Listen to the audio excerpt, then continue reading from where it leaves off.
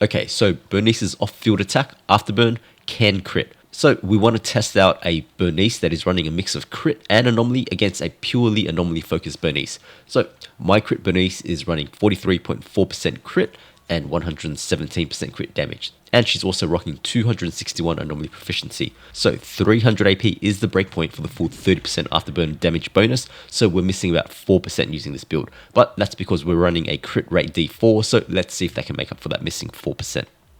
So we're only testing for afterburn damage here, so we're going to be using Lycon to do basic attacks. I pick him since his basic attack string has no element, so we won't trigger Disorder. I put Jane in the party as well just to trigger Burnice's core skill. Our first test is just going to be for afterburn damage without the burn effect. So we're just going to apply Scorch to the enemy, and then we're going to use all of our afterburn procs to see what the total damage is. So we can see the damage ramp up slightly here from 17k crits on the first hit, but then it stabilizes on 22k. So this is because we're running Burnice's signature engine, so she does build up damage stacks as it triggers, but it does ramp up pretty fast. So I've got the numbers on screen here, and we can see that we actually get really lucky with this run. Our crit rate was only 43%, but out of 12 hits, we got 8 crits, which is about 66% crits. All in all, we managed to get 216,000 additional damage here, and this is just from Afterburn procs alone. So pretty impressive seeing as Burnice didn't get any buffs either. So we can also see that with one full heat bar from Burnice, we got 12 procs, and those 12 procs got us to 99% of the anomaly meter. So that's just short of proccing burn. This is going to vary from monster to monster based on their resistances though. And yes, if you were wondering, Burnice can proc burn from off-field. So this isn't because she can't, it's just coincidence that we ended up on 99%, but she can proc burn from her off-field afterburn. Alright, so now for test 2 using the same build. The enemy is already on 99% anomaly, so that's good for us. We're going to recharge our heat meter, and then we're going to apply Scorch to the enemy. So doing this will also trigger burn, so this time we're going to be noting down both the afterburn damage and also the burn ticks. Burn ticks are fairly easy to calculate. It triggers 26 times, and since it can't crit, it's always going to be the same value, so we just need to take whatever value we get and multiply it by 26, and then we can add it to our afterburn damage to get the total value. Our burn procs are going to be based on our anomaly proficiencies, so as a reminder, we're running with 261 AP on this build. Okay, so there it is. This time around, we get a much more realistic number, sitting at around 50% crit. So this does drop our total damage from Afterburn down to about 190,000, and this kind of fluctuation is expected since we're playing a crit-based Burnice.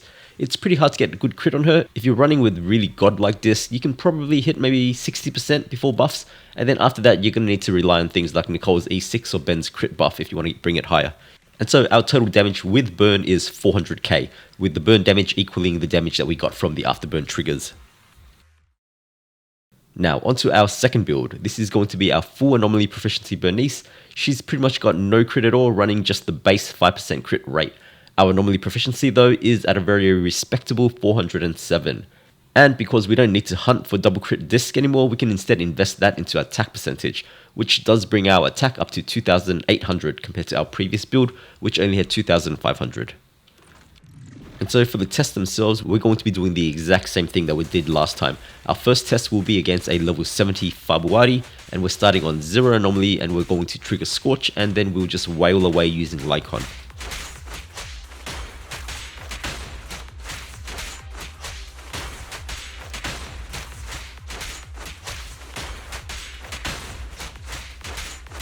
Alright, so here are the numbers, and right off the bat we can see how consistent it is.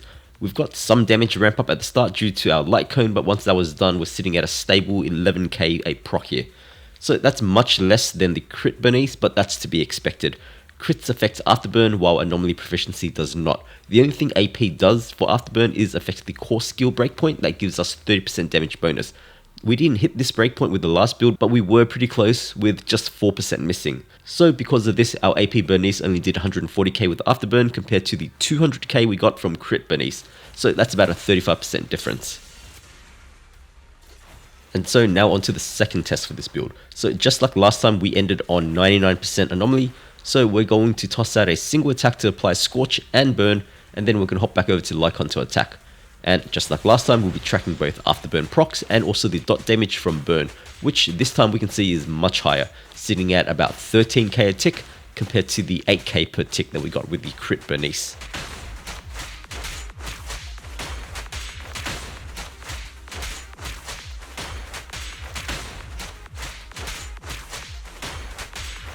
Alright, and there we go. Afterburn damage is exactly the same as before, which is expected. We only had 5% chance to crit, and it looks like we didn't get a single one.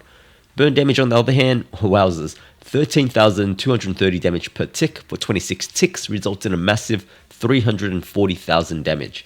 So that's 484,000 damage in total compared to the 408,000 from crit Burnice. So that's about a 17% difference when comparing the two. Alright, next, I guess if you're running a crit Burnice, then you're probably playing some kind of meme team such as an on-field hypercarry Burnice. So I'll try to help you guys out there. But this one is a little bit harder to test. As an on-field DPS Burnice, you're going to be running around throwing out her enhanced charge attack and also spamming her EX skill. So let's see how the damage looks on there with a crit Burnice versus an AP Burnice. So the proper rotation for a Burnice is to cancel from a charged attack into the EX so that you can go straight into double flames. So I mean, we can probably just maths it out using the motion values, but where's the fun in that? So instead I'll slow down this footage to about 10% and we can try to count the procs. I'm pretty sure I'm seeing 26. I mean, it might be 24, but I'm pretty sure it's 26. I'm seeing crits of 2,278 and non-crits of 1,027, which kind of maths out correctly with our 117% crit damage. So let's just say it's 26 hits at 43% crit rate and 117% damage. So that's about 40,688 damage. Okay, so now on the AP Burnice side, let's also assume 26 hits. Due to the ramp up, we are seeing quite a few different numbers here. I'm seeing 1,104, 1,128. It looks like it ramps all the way up to 1,152. So let's just say 1,152 times 26. That gives us 29,950. Factoring in all the ramp up, let's just say it's 29k all up.